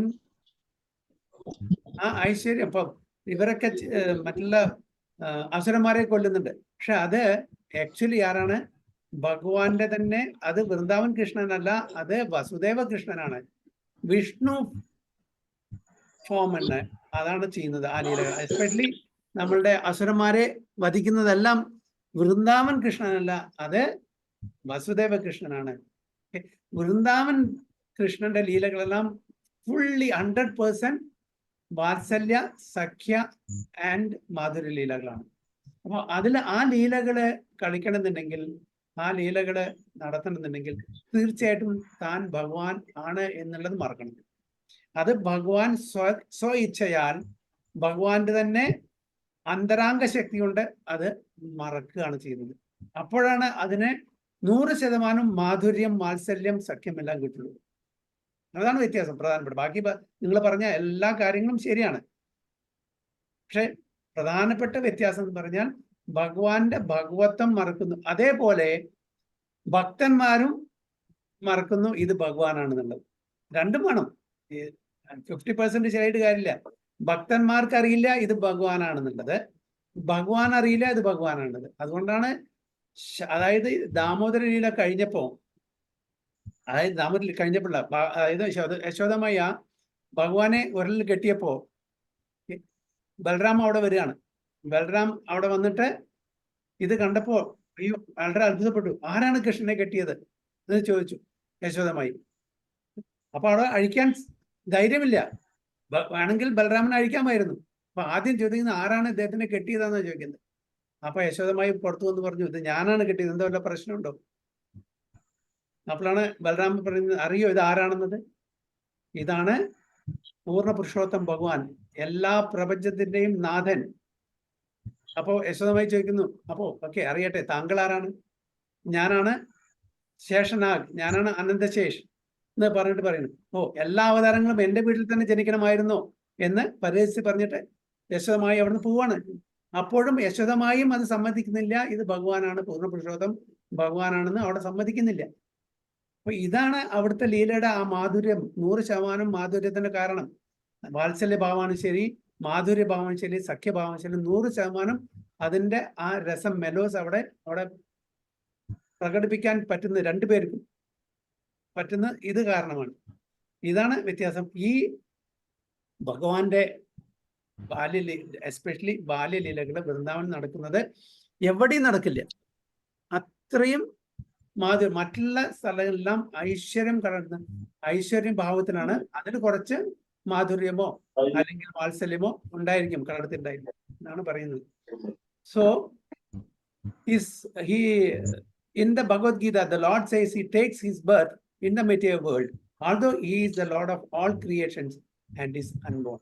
നേരത്തെ ഞാൻ ശ്ലോകം പറഞ്ഞ പോലെ ഭഗവത്ഗീതയിലെ 4.6 അദ്ദേഹം അജന്മമാണ്, എങ്കിലും അദ്ദേഹം ജന്മമെടുക്കുന്നു എന്തിനു വേണ്ടിയിട്ട് എന്ന് പറയുന്നു. So there cannot be any denial of birth of the unborn because he himself establishes the truth. He himself establishes the truth. അപ്പൊ നമുക്ക് ഭഗവാൻ ജനിക്കുന്നു എന്ന് നമുക്ക് റെഫ്യൂട്ട് ചെയ്യാൻ പറ്റില്ല. ഭഗവാൻ ജനിക്കുന്നുണ്ട്, പക്ഷെ ഭഗവാന്റെ ജനനവും നമ്മുടെ ജന്മവും അജഗജാന്തരം. അതാണ് നമ്മൾ ജനിക്കുന്നത്. നേരത്തെ പറഞ്ഞ പോലെ നമ്മളുടെ കർമ്മത്തിന്റെ ആ ആസ്പദമായിട്ട്, കർമാനുസൃതമായിട്ടാണ്. പക്ഷെ ഭഗവാൻ സ്വ ഇച്ഛയാൽ എവിടെ എങ്ങനെ ജനിക്കണം, എന്ത് ചെയ്യണം, ഇതെല്ലാം ഭഗവാൻ തീരുമാനിക്കുന്നു. അതാണ് വ്യത്യാസം. So but still there are different opinions as to why he takes his birth. അതാണ് കുന്തി ദേവി പറയുന്നത്. ചിലർ പറയുന്നു അതായത് തന്റെ ശുദ്ധൻ ഭക്തന്മാരുടെ കീർത്തിക്ക് വേണ്ടിയിട്ട്, ചിലർ പറയുന്നു യദു മഹാരാജാവിന്റെ പ്രീതിക്ക് വേണ്ടിയിട്ട്. ഓക്കെ, ഈ ശ്ലോകത്തിൽ 2 കാര്യങ്ങളാണ് പറയുന്നത്. അടുത്ത ശ്ലോകത്തില് വേറെ 3 കാരണങ്ങളും, പിന്നത്തെ ശ്ലോകത്തില് വേറൊരു കാരണം കൂടി പറയും. അപ്പോൾ എല്ലാവരും പറയുന്ന ചില ആൾക്കാർ പറയുന്ന ആ ഒപ്പീനിയൻ, അവരുടെ അഭിപ്രായമാണ് കുന്തി ദേവി ഭഗവാനെ സ്തുതിക്കാൻ ഉപയോഗിക്കുന്നത്. So he appears by his own internal potency to re-establish the principles of religion and to protect the pious and to annihilate the impious. അപ്പോൾ ഏത് ശ്ലോകമാണ് ഭഗവത്ഗീതയിലത്? He appears by his own internal potency to re-establish the principles of religion and to protect the pious and to annihilate the impious. ഏതാ ശ്ലോകം ഭഗവത്ഗീതയിലെ? പരിത്രാണായ പരിത്രാണായ യഥാ യഥാ സാധൂനാം വിനാശായ ച ദുഷ്കൃതാം ധർമ്മ സംസ്ഥാപനാർത്ഥായ സംഭവാമി യുഗേ യുഗേ. സംഭവാമി. Very good. So that is the mission of the appearance of the unborn. അതാണ് കാരണം. അതായത് ഈ അജന്മമായിട്ടുള്ള ഈ ഭഗവാൻ ഇവിടെ ജന്മം എടുക്കാനുള്ള കാരണം. Still it is said that the Lord is there to glorify the pious king Yudhishthira. അപ്പോ ഇവിടെ പർപ്പോട്ടിൽ പ്രഭാത് വളരെ ക്ലിയർ ആയിട്ട് പറയുന്നുണ്ട്. അതായത് ഭഗവാൻ അവതരിക്കുന്നു ഭഗവാന്റെ ഭക്തനായിട്ടുള്ള യുധിഷ്ഠിര മഹാരാജാവിനെ കീർത്തിപ്പെടുത്താൻ വേണ്ടിയിട്ട്. Lord Sri Krishna certainly wanted to establish the kingdom of the Pandavas for the good of all in the world. അപ്പോ ഭഗവാന്റെ ഒരു ആഗ്രഹം കൂടിയായിരുന്നു. അതായത് ഈ അസുരന്മാരെ നിഗ്രഹിച്ചിട്ട് ഭക്തന്മാർക്ക് രാജ്യം ഏൽപ്പിച്ചു കൊടുക്കണം എന്നുള്ളത്. അതിനു വേണ്ടിയിട്ട് കൂടിയാണ് ഭഗവാൻ ഇവിടെ അവതരിച്ചിരിക്കുന്നത്. When there is a pious king ruling over the world, the people are happy. അപ്പൊ നല്ല ഭക്തന്മാരാണ് രാജാക്കന്മാരായിട്ട് ഇവിടെ രാജ്യം ഭരിക്കുന്നതെങ്കിൽ എല്ലാവരും എല്ലാ പ്രജകളും വളരെ സന്തോഷവാന്മാരായിട്ടിരിക്കും. അവിടെ യാതൊരു പ്രശ്നങ്ങളോ ക്ലേശങ്ങളോ ഒന്നും ഉണ്ടായിരിക്കില്ല. ഭഗവാൻ ആഗ്രഹിക്കുന്നു അതാണ്. So when the ruler is impious the people are unhappy. അപ്പൊ അസുരന്മാരാണെങ്കിൽ ഭക്തന്മാരല്ലെങ്കിൽ എന്താണ് പ്രജകളെ സന്തോഷവാന്മാരായിട്ടിരിക്കില്ല. അപ്പോ വേണ പറഞ്ഞിട്ടൊരു രാജാവുണ്ടായിരുന്നു അല്ലെ. ആ വേണന്റെ ആ രാജഭരണകാലത്ത് ആൾക്കാർ സന്തോഷവാന്മാരായിരുന്നു അല്ല. എല്ലാ വേദങ്ങളെയും അദ്ദേഹം റിജക്ട് ചെയ്തു. ബ്രാഹ്മണന്മാരെ കൊല്ലാൻ തുടങ്ങി. യജ്ഞങ്ങള് ഹോമങ്ങൾ ഇതെല്ലാം നിർത്തി. ഈവൻ ധാന്യങ്ങളും കൂടി ഭൂമി നിർത്തി തരുന്നത്. അപ്പൊ അങ്ങനെയുള്ള അസുരന്മാരായിട്ടുള്ള രാജാക്കന്മാരുടെ ഭരണകാലത്ത് ആരും ഹാപ്പി ആയിരിക്കില്ല എന്നാണ് പറയുന്നത്. So in the age of Kali in most cases the rulers are impious. അപ്പൊ കലിയുഗത്തിന്റെ പ്രഭാവം കാരണം എല്ലാ രാജകുമാരും ഇംപയസ് ആയിരിക്കും, അഭക്തന്മാരായിരിക്കും. അതായത് സ്വന്തം താല്പര്യത്തിന് വേണ്ടി മാത്രം, തൻ്റെ പോക്കറ്റ് നിറയണം, തൻ്റെ കാര്യങ്ങൾ, തൻ്റെ ഇന്ദ്രിയങ്ങൾ തൃപ്തിപ്പെടുത്തണം, പ്രജകളെ എങ്ങനെ തന്നെ ജീവിച്ചാലും കുഴപ്പമില്ല. അപ്പോൾ കലികാല വൈഭവമാണ്. അതായത് കലിയുഗത്തിലെ ഇങ്ങനത്തെ രാജാക്കന്മാരായിരിക്കും കൂടുതൽ. നമുക്ക് അറിയാം, ഇന്നത്തെ റൂളേഴ്സ്, ഇന്നത്തെ മിനിസ്റ്റേഴ്സ് എല്ലാം സ്വന്തം കാര്യത്തിന് വേണ്ടി പ്രജകളെ എങ്ങനെ ജീവിച്ചാലും കുഴപ്പമില്ല, അവരെന്നും നേർവഴിക്ക് നയിക്കാനുള്ള ഒരാഗ്രഹം അവർക്കില്ല, സ്വന്തം കാര്യം മാത്രം. And therefore, the citizens are also continuously unhappy. But in the case of democracy, the impious citizens themselves elect their representative to rule over them, and therefore they cannot blame anyone for their unhappiness. അപ്പോൾ ഇന്നത്തെ കാലത്തെ democratic ഒരു ജനാധിപത്യ സംവിധാനമായത് democratic rule ആകുമ്പോൾ നമ്മള് റൂളേഴ്സിനെ കുറ്റം പറയാൻ പറ്റില്ല. ആ റൂളേഴ്സിനെ എലക്ട് ചെയ്യുന്ന ആരാണ്? നമ്മുടെ ജനങ്ങളാണ്. അപ്പോൾ നമ്മളുടെ തെറ്റായിട്ടുള്ള സെലക്ഷൻ കാരണം അല്ലെങ്കിൽ എലക്ഷൻ കാരണം ആണ് നമ്മുടെ ഈ അതായത് അസന്തുഷ്ടരായിട്ട് ഇരിക്കുന്നത്. അപ്പോൾ നമ്മൾ റൂളേഴ്സിനെ പറഞ്ഞിട്ട് കാര്യമില്ല. ആ മിനിസ്റ്റേഴ്സിനെ നമ്മളാണ് അപ്പോയിന്റ് ചെയ്യുന്നത്, ജനങ്ങള്. അതുകൊണ്ട് നമ്മളാണ് ഇതിനെല്ലാം കാരണക്കാരൻ എന്നാണ് ഇവിടെ പ്രഭുപാദ് പറയുന്നത്. So Maharaja Nala was also celebrated as a great pious king, but he had no connection with Lord Krishna. ഇപ്പൊ പ്രഭുപാദ പറയുന്നത് മഹാരാജ നലൻ എന്നുള്ളൊരു മഹാരാജാവ് ഉണ്ടായിരുന്നു. അപ്പൊ അദ്ദേഹം ഒരു പയസ് കിങ് ആണ്, പക്ഷെ അദ്ദേഹത്തിന് ഭഗവാൻ കൃഷ്ണനായിട്ട് യാതൊരു ബന്ധവും ഉണ്ടായിരുന്നില്ല എന്നാണ് പറയുന്നത്. അതായത് എന്താണ് പറയുന്നത് ഇവിടെ പറയുന്നല്ലോ, ഉത്തമ എന്താണ് ആ വാക്ക്, പുണ്യശ്ലോകസ്യ കീർത്തി. അതായത് നല്ല ഭക്തന്മാരുടെ കീർത്തിക്ക് വേണ്ടിയിട്ടാണ് ഭഗവാൻ ഇവിടെ അവതരിക്കുന്നുണ്ട് പറയുന്നത്. അപ്പൊ അതുകൊണ്ടാണ് ഇവിടെ നലന്റെ ഈ കാര്യം കൂടി പറയുന്നത്. Therefore, Maharaja Yudhishthira is meant here to be glorified by Lord Krishna. അപ്പോ ഇവിടെ മഹാരാജ യുധിഷ്ഠിരന്റെ കാര്യമാണ് പ്രഭുപാദ പറയുന്നത്. അത് ഭഗവാൻ അദ്ദേഹത്തിന്റെ കീർത്തി വർദ്ധിപ്പിക്കാൻ വേണ്ടിയിട്ടാണ് അദ്ദേഹം അവതരിച്ചിരിക്കുന്നത് എന്നാണ് പറയുന്നത്. The Lord had already glorified King Yadu, having taken birth in his family. അപ്പൊ യദു മഹാരാജാവിന്റെ പ്രീതിക്ക് വേണ്ടിയിട്ടും അദ്ദേഹത്തിന്റെ കീർത്തിക്ക് വേണ്ടിയിട്ടും ആണ് അദ്ദേഹം യദു കുടുംബത്തിലും ജനിച്ചിരിക്കുന്നത്. Although he's known as Yadava, Yaduvira, Yadunandana etcetera, is always independent of such obligation. അപ്പോൾ അദ്ദേഹത്തിന് യാദവൻ എന്ന് പറയുന്നു, യദുവീര എന്ന് പറയുന്നു, യദുനന്ദന എന്ന് പറയുന്നു. പക്ഷേ അതിൻ്റെ ആ യദുവംശത്തിന്റെ ആ ഒരു കീർത്തിയിലല്ല ഇവിടെ ഭഗവാൻ എപ്പോഴും സ്വതന്ത്രനാണ്. ഒരാളോടും ഒരു ഒബ്ലിഗേഷനും ഇല്ല, ഒരു കടപ്പാടും ഇല്ല. ഭഗവാൻ എന്താണ്? സ്വരാട്ട് അല്ലെ? ആദ്യത്തെ ശ്ലോകം നമുക്ക് ഓർമ്മയുണ്ട് അല്ലെ? എന്താണ് ഭഗവാൻ? സ്വരാട്ട്, ഇൻഡിപെൻഡന്റ്. ഭഗവാൻ ഒന്നിനെയും ആശ്രയിച്ച് ജീവിക്കുന്നില്ല. നേരെ മറിച്ച് ബാക്കി എല്ലാവരും ഭഗവാനെ ആശ്രയിച്ച് ജീവിക്കേണ്ടവരാണ്. അപ്പൊ ഭഗവാൻ സ്വരാട്ടാണ്, ഇൻഡിപെൻഡന്റ് ആണ്. അതാണ് ഇവിടെ പറയുന്നത്, is always independent of such obligation. Is just like the sandalwood that gross in the Malaya hills. നേരത്തെ പറഞ്ഞ പോലെ ഭഗവാനെ ചന്ദനത്തിനോട് ഓമിച്ചിരിക്കുന്നു. ചന്ദനം മലയായിലല്ല എവിടെ വളർന്നാലും ശരി, ആ ചന്ദനത്തിന്റെ ഫ്രാഗ്രൻസും ചന്ദനത്തിന്റെ ഇമ്പോർട്ടൻസും ഒരിക്കലും നശിക്കില്ല. അത് മലയാ പർവ്വതത്തില് വളരുന്നുകൊണ്ട് മലയാ പർവ്വതത്തിന്റെ കീർത്തി വർദ്ധിച്ചു മാത്രം. Trees can grow anywhere and everywhere, yet because the sandalwood trees grow mostly in the area of the Malaya Hills, the names sandalwood and the Malaya Hills are interrelated. Therefore, the conclusion is that the Lord is never unborn like the sun. And yet he appears as the sun rises on the eastern horizon. Now, എന്താണ് conclusion? That the Lord is ever unborn like the sun. സൂര്യൻ ഉദിക്കുന്നു, അസ്തമിക്കുന്നു. സൂര്യൻ ജനിക്കുന്നു, മരിക്കുന്നു എന്ന് പറയാറില്ല. സൂര്യൻ എപ്പോഴും ഉണ്ട്.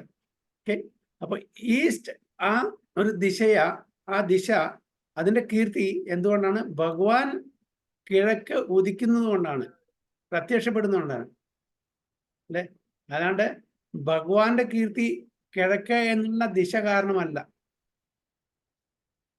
സൂര്യൻ ജനിക്കുന്നില്ല, മരിക്കുന്നില്ല, അത് പ്രത്യക്ഷപ്പെടുന്നു, അപ്രത്യക്ഷപ്പെടുന്നു നമ്മളുടെ വിഷയിൽ നിന്ന് അല്ലെ?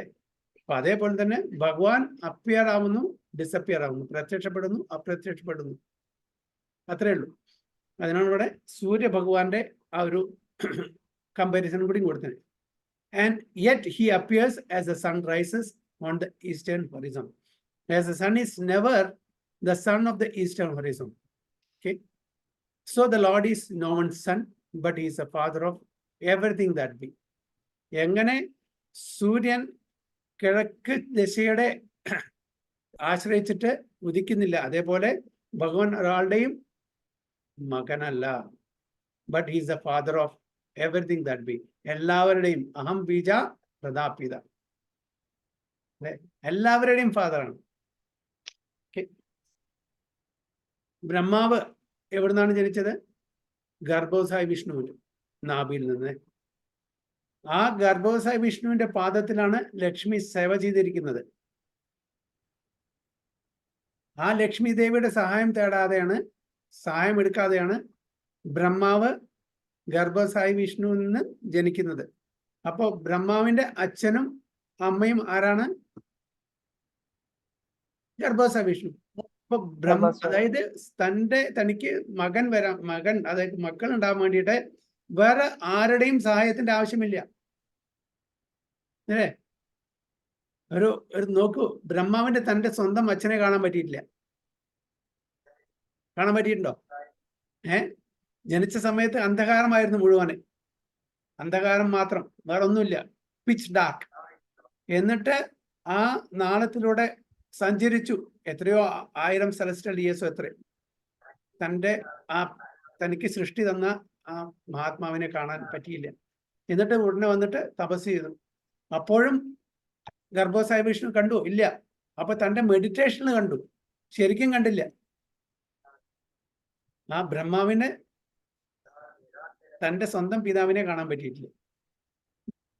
അപ്പൊ ഭഗവാന് ഒരാളുടെയും സഹായം ആവശ്യമില്ല. ഭഗവാൻ ഇൻഡിപെൻഡന്റ് ആണ്, സ്വതന്ത്രനാണ് എന്നാണ് മനസ്സിലാക്കുന്നത്.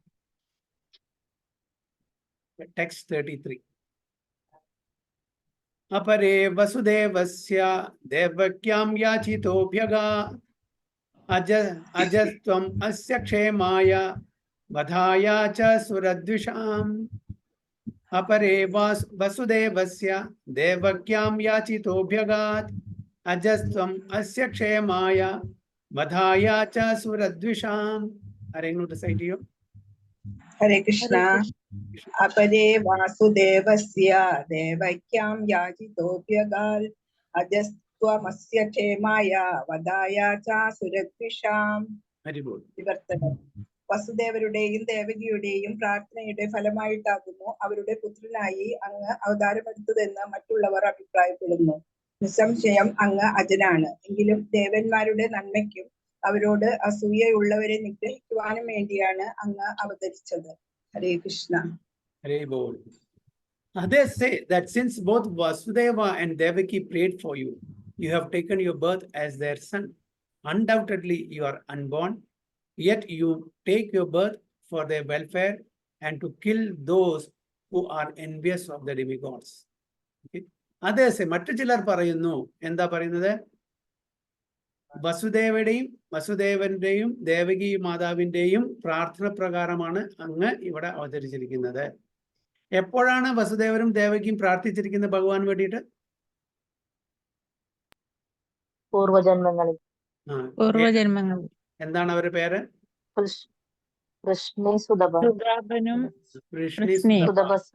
ഓക്കെ. അതിൽ ജനിച്ച മകന്റെ പേര് കൃഷ്ണ. ഹരിബോൾ. അപ്പോ ചില ആൾക്കാർ പറയുന്നു അങ്ങ് വസുദേവരുടെയും ദേവകിയുടെയും പ്രാർത്ഥന പ്രകാരമാണ്. ഓക്കെ. അപ്പൊ അവരുടെ പ്രാർത്ഥന പറഞ്ഞ ഇന്റൻസ് പ്രാർത്ഥനയായിരുന്നു, വളരെ തീവ്രമായിട്ടുള്ള പ്രാർത്ഥനയായിരുന്നു. നമ്മളുടെ പ്രാർത്ഥന എങ്ങനെയാണ്? വളരെ ഇന്റൻസ് ആണോ? നമ്മളുടെ പ്രാർത്ഥനയും ഇന്റൻസ് ആയിരുന്നുവെങ്കിൽ, തീവ്രമായിരുന്നുവെങ്കിൽ നമ്മൾ എന്നോ ഗോലോകതലത്തുമായിരുന്നു. നമ്മൾ പ്രാർത്ഥിക്കും കൃഷ്ണ, അതായത് നമ്മളുടെ ജപത്തിൽ നല്ല രുചി ഉണ്ടാവണേ, ഭാഗവതം വായിക്കാനുള്ള ആ രുചി ഉണ്ടാവണേ, അതുണ്ടാവണേ, ഇതുണ്ടാവണം. പക്ഷെ ഇതെല്ലാം എവിടുന്നാ വരുന്നത്? നമ്മുടെ ലിപ്സ് നിന്നാണ് വരുന്നത്, ഇത് ഹൃദയത്തിൽ നിന്നല്ല വരുന്നത്.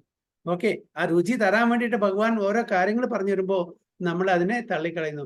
ഓക്കെ, രുചി വേണോ? കുഴപ്പമില്ല. രാവിലെ ബ്രഹ്മമുഹൂർത്തത്തിൽ ഇരുന്നിട്ട് ഒരു ഇരുപ്പിലിരുന്നിട്ട് 16 മാലയും ജപിക്കണം, 24 മണിക്കൂറും എന്നെ സ്മരിക്കണം എന്നാണ് ഭഗവാൻ പറയുന്നത് നമ്മൾ. പക്ഷെ നമ്മൾ ചെയ്യുന്നുണ്ടോ? അപ്പൊ നമ്മളുടെ ആ പ്രാർത്ഥന തീവ്രമല്ല, നമ്മൾ ഒരു വഴിപാട് മാത്രമാണ് കണ്ടിട്ട് ജപിക്കാൻ വേണ്ടി ജപിക്കുന്നു, മെക്കാനിക്കൽ.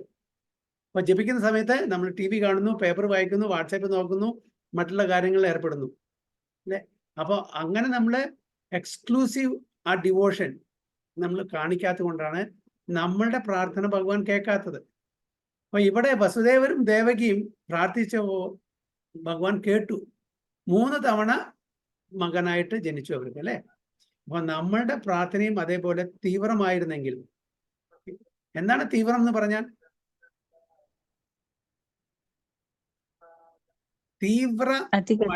ഇന്റൻസ്. എന്താണ് തീവ്രം എന്ന് പറഞ്ഞാൽ? ആത്മാർത്ഥത. അതായത് 1 pointed attention, 1 pointed devotion. നമ്മളുടെ 1 pointed devotion ആണോ? ഭഗവാൻ കൃഷ്ണനെ മാത്രം സർവധർമാൻ പരിത്യജ്യ മാം ഏകം ശരണം വ്രജ എന്നാണ് ഭഗവാൻ പറഞ്ഞിരിക്കുന്നത്, അല്ലെ? മാം ഏകം, എന്നെ മാത്രം ശരണം പ്രാപിക്കാൻ. പക്ഷെ നമ്മളെന്താണ്? എല്ലാവരെയും ശരണം പ്രാപിക്കും. നമ്മള് എന്തെങ്കിലും പ്രശ്നം വന്നാൽ നമ്മളുടെ ബന്ധുക്കളെ, നമ്മളുടെ ധനത്തിനെ, നമ്മളുടെ സ്ഥാനത്തെ, നമ്മളുടെ മറ്റുള്ള ഫ്രണ്ട്സിനെ, ഇവരെല്ലാം ശരണം പ്രാപിക്കും. ഭഗവാനെ ശരണം പ്രാപിക്കില്ല. എല്ലാവരും ശരണം പ്രാപിക്കും, പക്ഷേ ഭഗവാനെ മാത്രം ശരണം പ്രാപിക്കില്ല, അല്ലേ? അപ്പൊ നമ്മളുടെ പ്രേയേഴ്സ്, നമ്മളുടെ ആ തീവ്രമായിട്ടുള്ള ആ ഭാവം ഇല്ല. അത് എപ്പോ എത്തുന്നോ അപ്പോൾ മാത്രമാണ് നമ്മളുടെ പ്രാർത്ഥിക്കുന്നത് ശരിക്കും പഠിക്കുള്ളൂ. മറ്റത് ഓഫ്കോഴ്സ് നമുക്ക് പ്രോഗ്രസ് ഉണ്ട്, തീർച്ചയായിട്ടും നമ്മൾ പ്രോഗ്രസ് ചെയ്യുന്നുണ്ട്. പക്ഷേ ദേവകിയും വസുദേവരും പ്രാർത്ഥിച്ചപ്പോഴുള്ള ആ തീവ്രമായിട്ടുള്ള ആ പ്രാർത്ഥന ഉണ്ടെങ്കിൽ നമ്മൾ ഉടനെ തന്നെ നമ്മളുടെ ആ ലക്ഷ്യത്തിൽ എത്താൻ പറ്റും. നമ്മൾ സ്ലോലി ഗ്രാജുവലി ആ തലത്തിലേക്ക് പോയിക്കൊണ്ടിരിക്കുകയാണ്. കാരണം വെച്ചാൽ ഭഗവാന്റെ നാമമാണ്. ഭഗവാന്റെ നാമം തീർച്ചയായിട്ടും അതിൻ്റെതായിട്ടുള്ള ഫലം. പക്ഷെ നമ്മൾ ആ ഭഗവാന്റെ നാമം ജപിക്കുന്നത് ഭഗവാനെ പ്രീതിപ്പെടുത്താൻ വേണ്ടിയിട്ടാണ്, അല്ലാതെ ഈ വേറെ കാര്യങ്ങൾ സാധിക്കാൻ വേണ്ടിയിട്ടല്ല എന്നും കൂടി ഓർക്കണം. ഭഗവാൻ പ്രീതിപ്പെടുക്കുമ്പോൾ ഭഗവാന്റെ ആ മേഴ്സി, ഓക്കെ, ആ കരുണ നമുക്ക് കിട്ടും. അപ്പോൾ നമുക്ക് വേണ്ടുന്ന കാര്യങ്ങളെല്ലാം ഓട്ടോമാറ്റിക്കലായി നടത്തിത്തരും. അപ്പൊ അതേപോലെ നമ്മൾ പ്രേ ചെയ്യണം, നമ്മൾ പ്രാർത്ഥിക്കണം. You have taken your birth as their son. അതുകൊണ്ട് അവരുടെ മകനായിട്ട് ഇവിടെ ജനിച്ചിരിക്കുന്നു. Undoubtedly you are unborn. തീർച്ചയായിട്ടും അങ്ങ് അജന്മമാവുന്നു. Yet you take your birth for their welfare and to kill those who are envious of the demigods. എന്നാലും അങ്ങ് ഇവിടെ ഭൗതിക ലോകത്തില് ആവിർഭവിക്കുന്നു, ഇവിടെ അവതരിക്കുന്നു. എന്തിന്? അങ്ങനത്തെ ആൾക്കാരുടെ, തൻ്റെ ഭക്തന്മാരുടെയും മറ്റുള്ള എല്ലാവരുടെയും വെൽഫെയർ, എല്ലാവരുടെയും ക്ഷേമത്തിന് വേണ്ടിയിട്ട്. To kill and to kill, മറ്റുള്ള അതായത് അസുരന്മാരെ നിഗ്രഹിക്കാൻ വേണ്ടിയിട്ട്. അതായത് ഇന്ദ്രാരി വ്യാകുലം ലോകം. അതായത് എന്താണ്? അതാണ് envious ഓഫ് ഡെമിഗോഡ്സ് പറയുന്നത്. And to kill those who are envious of the demigods. ഇന്ദ്രാരി വ്യാകുലം ലോകം. അതായത് ഇന്ദ്രാരി എന്ന് പറഞ്ഞാൽ ഇന്ദ്രന്മാരുടെ ശത്രുക്കളെ, ഇന്ദ്രന്റെ ശത്രുക്കളെ. ആരാണ് ഇന്ദ്രന്റെ ശത്രുക്കളെ? അസുരന്മാര്, അല്ലെ? ദേവാസുര യുദ്ധം നമുക്കറിയാം. അപ്പൊ അവരെ നിഗ്രഹിക്കാൻ വേണ്ടിയിട്ടും ബാക്കി ഭക്തന്മാരുടെ ക്ഷേമത്തിനും വേണ്ടിയിട്ടും. യോഗക്ഷേമം മഹാമിഹം, അല്ലെ? സർവസ്യ എന്താത്? അനന്യശ്ചിന്തയന്തോ മാം യേ ജനാ പര്യുപാസതേ തേഷാം നിത്യാഭിയുക്താനാം യോഗക്ഷേമം മഹാമിഹം. യോഗക്ഷേമം. ഓ, ജനങ്ങളുടെ ആ ക്ഷേമം ഭഗവാൻ കാത്തു സൂക്ഷിക്കും. എങ്ങനെ? എന്തു ചെയ്യുമ്പോൾ? അനന്യശ്ചിന്തയന്തോ മാം. അനന്യമായിട്ടുള്ള ആ സ്മരണ, ആ പ്രാർത്ഥന അതുണ്ടെങ്കിൽ മാത്രം. നമ്മളുടെ ഇപ്പോൾ നമ്മുടെ അനന്യമല്ല, അന്യമാണ്. നമ്മളെല്ലാവരെയും ഒരേപോലെ കാണുന്നു, എല്ലാവരെയും ആശ്രയിക്കുന്നു. ആ സിംഗിൾ പോയിന്റഡ് ഡിവോഷൻ, ആ സിംഗിൾ പോയിന്റഡ് അറ്റൻഷൻ വന്നിട്ടില്ല. ആ തലത്തിലേക്ക് നമ്മൾ എപ്പോഴും വരുന്നു, അപ്പൊ തീർച്ചയായിട്ടും 100% ഭഗവാൻ നമ്മളെ അനുഗ്രഹിക്കും. തിരിച്ച് ഭഗവത്ധാമിലേക്ക് നമ്മളെ കൊണ്ടുപോവുകയും ചെയ്യും. അപ്പോൾ ആദ്യത്തെ ആ ശ്ലോകത്തില് 2 കാരണം പറഞ്ഞു. എന്താണ് ആ 2 കാരണം? ഭക്തന്മാരുടെ യശസ്സിനെ കൂട്ടാണ്. ഓക്കെ. പിന്നെ രണ്ടാമത്തെ കാരണം? യദുവിന്റെ പ്രീതിക്ക് വേണ്ടി. യദു മഹാരാജാവിനെ പ്രീതിപ്പെടുത്താൻ വേണ്ടിയിട്ട്. ഓക്കെ. ഇതിന്റെ 3 കാരണങ്ങൾ പറയുന്നു. എന്താണ് ഇവിടുത്തെ 3 കാരണങ്ങള്? വസുദേവരും ദേവകിയും ദേവകിയുടെയും പ്രാർത്ഥന ഫലമായിട്ട്. വസുദേവരുടെയും ദേവകിയുടെയും ആ തീവ്രമായിട്ടുള്ള പ്രാർത്ഥന കൊണ്ട് അവരുടെ മകനായിട്ട് ജനിച്ചു. പിന്നെ 4ാമത്തെ കാരണം? ദേവന്മാരുടെ ക്ഷേമത്തിന് ദേവന്മാരുടെ നന്മയ്ക്ക് ക്ഷേമത്തിന് വേണ്ടിയിട്ട്. യെസ്. 5ാമത്തെ കാരണം? അസൂയുള്ളവരെ നിഗ്രഹിക്കാൻ വേണ്ടി. അസുരന്മാരായിട്ടുള്ള ആൾക്കാരെ നിഗ്രഹിക്കാൻ വേണ്ടിയിട്ട്. ഓക്കെ. ശത്രുക്കളല്ല, അസുരഭാവത്തിലുള്ള ആൾക്കാരെ നിഗ്രഹിക്കാൻ വേണ്ടി. ഭഗവാന്റെ ശത്രു ഇല്ലല്ലോ. ഓക്കെ. സോ പർപ്പട്ടിൽ എന്താണെന്ന് നോക്കാം. It is also said that Vasudeva and Devaki in the previous birth as Sutapa and Prishni underwent a severe type of penance to get the Lord as their son, and as a result of such austerities the Lord appeared as their son. Okay. അപ്പോ അവരുടെ പൂർവ്വജന്മത്തില് അവരെ സുതപനും വൃഷ്ണിയായിട്ടുള്ള ആ ജന്മത്തിലെ ഒരുപാട് severe ഓസ്റ്ററിറ്റീസ്, തീവ്രമായിട്ടുള്ള തപസ് ചെയ്തു. എന്തിനു വേണ്ടിയിട്ട്? ഭഗവാനെ തൻ്റെ മകനായിട്ട് ജനിക്കാൻ വേണ്ടിയിട്ട്. അങ്ങനെ 3ാമത്തെ തവണയും ഭഗവാൻ തൻ മകനായിട്ട് ജനിച്ചു ഇവരുടെ. അപ്പൊ 3ാമത്തെ ജന്മമാണ് വസുദേവരും ദേവകിയും. അതുകൊണ്ടാണ് ഇത് പറയുന്നത് വസുദേവരുടെയും ദേവകിയുടെയും പ്രാർത്ഥന കാരണമാണ് അങ്ങ് ഇവിടെ ജനിച്ചത് എന്ന് പറയുന്നത്. It's already declared in the Bhagavad Gita that Lord appears for the welfare of all people of the world and to vanquish the asuras or the materialistic atheists. നമ്മൾ നേരത്തെ പറഞ്ഞ പോലെ പരിത്രാണായ സാധൂനാം വിനാശായ ച ദുഷ്കൃതാം ധർമ്മ സംസ്ഥാപനാർത്ഥായ സംഭവാമി യുഗേ. അപ്പൊ ഇത് ഭഗവത്ഗീതയില് ആൾറെഡി പറഞ്ഞിട്ടുണ്ട്. എല്ലാവരുടെയും വെൽഫെയർ ഓഫ് ഓൾ പീപ്പിൾ, ക്ഷേമത്തിന് വേണ്ടിയിട്ട്, എല്ലാവരുടെയും ക്ഷേമം. അപ്പോൾ എല്ലാവരുടെയും ക്ഷേമം നടക്കണമെന്നുണ്ടെങ്കിൽ നമ്മൾ എന്ത് ചെയ്യണം? എല്ലാവർക്കും ക്ഷേമം കിട്ടണമെന്നുണ്ടെങ്കിൽ എന്ത് ചെയ്യണം? നമ്മള് ഭഗവത് സേവനം. ഭഗവത് സേവനം. ഭഗവാൻ അതായത് അനന്യ ശുദ്ധ ഭക്തൻ അനന്യ അനന്യഭക്തി അനന്യഭക് ഓക്കെ അനന്യഭക്തി അത് നമ്മൾ ചെയ്യണം. അപ്പൊ അതാണ് ഭഗവത്ഗീതയില് ഈ ഒരേ ശ്ലോകം തന്നെ വീണ്ടും റിപ്പീറ്റ് ചെയ്തിരിക്കുന്നു. 2 ശ്ലോകം ഒരേ ശ്ലോകം തന്നെ 2 തവണ പറഞ്ഞിരിക്കുന്നു. ഏതാണ് ആ ശ്ലോകം? റിപ്പീറ്റ് ചെയ്തിട്ട് ശ്ലോകം അനന്യസിന്ധേന്ദോ അല്ല മാമേജന അല്ല പരിയുഗാത്തി അല്ല അല്ല അല്ല ഭോക്താരം മന്മനാമ മന്മന മധ്യാദി മാം നമസ്കുരു മാമേവ ആത്മാനം മത്സരായ. ഹരിബോൾ. അപ്പൊ ഈ ശ്ലോകം വീണ്ടും റിപ്പീറ്റ് ചെയ്യാൻ കാരണം അതിന്റെ ആ ഒരു ഇമ്പോർട്ടൻസ്, സിഗ്നിഫിക്കൻസ്, പ്രാധാന്യം നമുക്ക് മനസ്സിലാക്കി തരാൻ വേണ്ടിയിട്ടാണ്. മന്മന ഭവമത് ഭക്തോ മധ്യാജി മാം നമസ്കുരു. എപ്പോഴും എന്നെ സ്മരിക്കുക. എന്താണ് ഭഗവാൻ പറഞ്ഞിരിക്കുന്നത്? എപ്പോഴും ഭഗവാനെ സ്മരിക്കാനാണ് പറഞ്ഞിരിക്കുന്നത്. നമ്മൾ ആരൊക്കെ സ്മരിക്കുന്നത്? അപ്പൊ എല്ലാവരെയും സ്മരിക്കും അല്ലേ? അവിടെ പറയുന്നത് മാം, എന്നെ സ്മരിക്കാണ് എപ്പോഴും. ഭഗവാൻ കൃഷ്ണനെ സ്മരിക്കാനാണ് പറഞ്ഞിരിക്കുന്നത്, വേറെ ആരെയല്ല. അപ്പൊ അത് വളരെ ഇൻസ്ട്രക്ഷൻ വളരെ ക്ലിയർ ആണ്. പക്ഷെ നമ്മള് എത്ര പ്രാവശ്യം കേട്ടാലും നമ്മുടെ ഈ ഡൾ ഹെഡില് പോകുന്നില്ല അല്ലെ, നമ്മുടെ ഈ തലയിൽ പോകുന്നില്ല. എന്നാലും നമ്മൾ എന്ത് ചെയ്യും? അവിടെ പോയിട്ട് അർച്ചന, ഇവിടെ പോയിട്ട് അർച്ചന, അവരോട് പ്രാർത്ഥിക്കും, ഇവരോട് പ്രാർത്ഥിക്കും, എനിക്ക് അത് വേണം, എനിക്ക് ഇത് വേണം. ആ സിംഗിൾ പോയിന്റഡ് ഡിവോഷൻ നമുക്ക് വന്നിട്ടില്ല. അത് എപ്പോൾ വരുന്നോ നല്ല കാര്യം വളരെ നന്നായിട്ട് പോകും. അപ്പൊ സിംഗിൾ പോയിന്റ് ഡിവോഷൻ ആണ് ഇവിടെ ഭഗവാൻ ആഗ്രഹിക്കുന്നത്. മന്മന, എന്നെ സ്മരിക്കുക. ഭവ മത് ഭക്തോ, എന്റെ ഭക്തനാവ്. ചില ആൾക്കാർ പറയും ഞാൻ ഹനുമാന്റെ ആർഡൻ ഡിവോട്ടിയാണ്, ശിവഭഗവാന്റെ ആർഡൻ ഡിവോട്ടിയാണ്, ഗണപതിയുടെ ആർഡൻ ഡിവോട്ടിയാണ്, അയ്യപ്പന്റെ ആർഡൻ ഡിവോട്ടിയാണ്. തെറ്റൊന്നുമില്ല. പക്ഷേ നമ്മൾ ഭഗവത്ഗീതയിൽ ഭഗവാൻ എന്താണ് പറയുന്നത്? അതാണ് ഫോളോ ചെയ്യേണ്ടത്. അവരെല്ലാം ഭഗവാന്റെ തന്നെ അംശങ്ങളാണ്, ഭഗവാന്റെ എക്സോൾട്ടഡ് ഡിവോട്ടീസ് ആണ്, എംപവേർഡ് ഇൻകാർണേഷൻ. പക്ഷെ നമ്മൾ ഇത് മനസ്സിലാക്കണം, ഭഗവാന്റെ ഇൻസ്ട്രക്ഷൻ എന്താണെന്ന് ഭഗവത്ഗീതയിൽ വളരെ ക്ലിയർ ആയിട്ട്. എല്ലാ വേദങ്ങളുടെയും സാരമാണിത്, എസൻസ് ആണ് അല്ലെ, സത്താണിത്. അപ്പോൾ ആ ഇൻസ്ട്രക്ഷനെ നമ്മൾ ഉൾക്കൊണ്ട് അത് പ്രകാരം ജീവിക്കണം. ഒരാളെ നിന്ദിക്കാൻ പാടില്ല, ഒരു ഉറുമ്പിനെയും കൂടി നമ്മൾ നിന്ദിക്കാൻ പാടില്ല. പക്ഷെ നമ്മളെ വേർഷിപ്പ് ചെയ്യേണ്ടത് ഭഗവാൻ കൃഷ്ണന് മാത്രം. അതാണ് ഭഗവാൻ ഇവിടെ വീണ്ടും ആവർത്തിച്ചത് ആ ശ്ലോകം.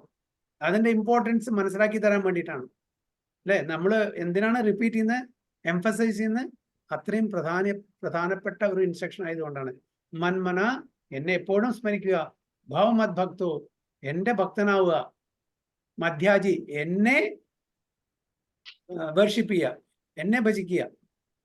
നമസ്കുരു മാം നമസ്കുരു, എന്നെ പ്രണമിക്കുക. ഈ 4 ഇൻസ്ട്രക്ഷനാണ് 9.34 18.65 ഭഗവത്ഗീതയിൽ തന്നിരിക്കുന്നത് അല്ലെ. അപ്പൊ ഈ ഇൻസ്ട്രക്ഷൻ, ഈ നിർദ്ദേശം നമ്മൾ ഉൾക്കൊണ്ട് ഇത് പ്രകാരം ജീവിക്കുകയാണെങ്കിൽ തീർച്ചയായിട്ടും നമുക്ക് ഒരു പ്രശ്നമില്ല. ഈ ലൈഫിൽ തന്നെ, ഈ ജന്മത്തിൽ തന്നെ നമുക്ക് ഭഗവത്ധാം പോകാൻ പറ്റും. അല്ലാതെ നമ്മൾ വളരെ ലൈറ്റ്ലി എടുക്കുകയാണ്, ഇതൊന്നും കാര്യമില്ല. നമ്മളുടെ മനസ്സ് എന്താണ് പറയുന്നത് അത് പ്രകാരം നമുക്ക് ചെയ്യാന്ന് പറഞ്ഞാൽ പിന്നെ എത്രയോ ജന്മങ്ങൾ നമുക്ക് എടുക്കേണ്ടി വരും. ആ വ്യത്യാസമുള്ളൂ. പ്രശ്നം ഒന്നുമില്ല. നമുക്ക് വീണ്ടും പുനരഭിജനനം, പുനരഭിമരണം. അപ്പൊ ഈ ഇൻസ്ട്രക്ഷൻസ് ഉൾക്കൊണ്ട് ഭഗവാൻ ഭഗവത്ഗീതയിലെ ആ 18.66 ആണോ എന്താണ്, സർവധർമാൻ പരിത്യജ്യ മാം ഏകം ശരണം പറഞ്ഞു. അവിടെയും വളരെ ക്ലിയർ ആയിട്ട് പറയുന്നുണ്ട്, മാം ഏകം, എന്നെ മാത്രം. വളരെ സ്പഷ്ടമായിട്ടുള്ള ഒരു ഇൻസ്ട്രക്ഷൻ ആണത്. അഹം ത്വാം സർവപാപേഭ്യോ മോക്ഷിഷ്യാമി മാ ശുചഃ. അപ്പൊ ഈ ഇൻസ്ട്രക്ഷൻസ് ഒക്കെ എന്തിനു വേണ്ടിയിട്ടാണ്? ഇതെല്ലാം നമ്മുടെ തലയുടെ മീതെ കൂടെ പോകാനല്ല. ഇത് നമ്മൾ കേട്ടിട്ട് ഒരു ചെവി കൂടെ കേട്ടിട്ട് മറ്റേ ചെവി കൂടെ വിടാനല്ല. ഈ ചെവി കൂടെ കേട്ടിട്ട് നമ്മുടെ ഹൃദയത്തിലേക്ക് അത് ഇറക്കണം. എന്നിട്ട് ഇത് നമ്മൾ ഇൻവൈബ് ചെയ്യണം. ഇത് നമ്മൾ പ്രാക്ടീസ് ചെയ്യണം സ്ലോലി ആൻഡ് ഗ്രാജുവലി. എന്നാൽ മാത്രമേ നമുക്ക് ഈ ജന്മത്തിൽ തന്നെ നമ്മളുടെ ലക്ഷ്യത്തിലെത്താൻ പറ്റൂ. ഇപ്പോൾ ഇവിടെ കുന്തി ദേവി ഭഗവാനെ സ്തുതിക്കുന്നത് ആ വഴി നമുക്ക് ഒരുപാട് നിർദ്ദേശങ്ങളും കൂടി തരുന്നുണ്ട് അല്ലേ. അതാണ് ഈ 2 ശ്ലോകത്തിൽ നമ്മൾ മനസ്സിലാക്കുന്നത്. അടുത്തത് ടെക്സ്റ്റ് 34 അടുത്ത ക്ലാസ്സിൽ. ഓക്കെ. ഹരേ കൃഷ്ണ. वाञ्छाकल्पतरुभ्यश्च कृपा सिन्धुभ्येव च पतितानां पावनेभ्यो वैष्णवेभ्यो नमः। अनंत कोटि वैष्णव की जय, श्रील प्रभुपाद की जय, गुरु महाराज की जय, निताय गो प्रेमानंदे।